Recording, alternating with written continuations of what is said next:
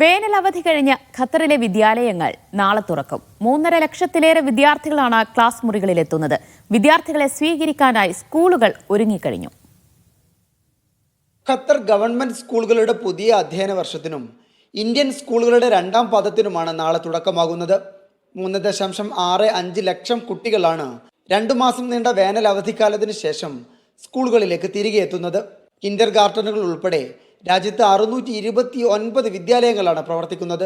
ഇതിൽ 278 ഗവൺമെൻറ് സ്കൂളുകളും 351 സ്വകാര്യ സ്കൂളുകളുമുണ്ട്.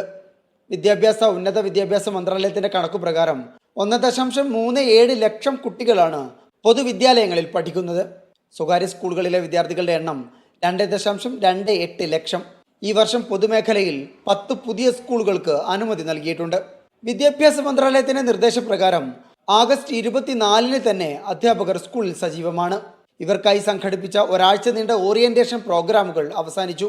വിദ്യാർത്ഥികളെ സ്കൂൾ അന്തരീക്ഷത്തിൽ തിരിച്ചെത്തിക്കാനായി ഗവൺമെന്റ് ആവിഷ്കരിച്ച ബാക്ക് ടു സ്കൂൾ പരിപാടികളും സമാപിച്ചിട്ടുണ്ട്.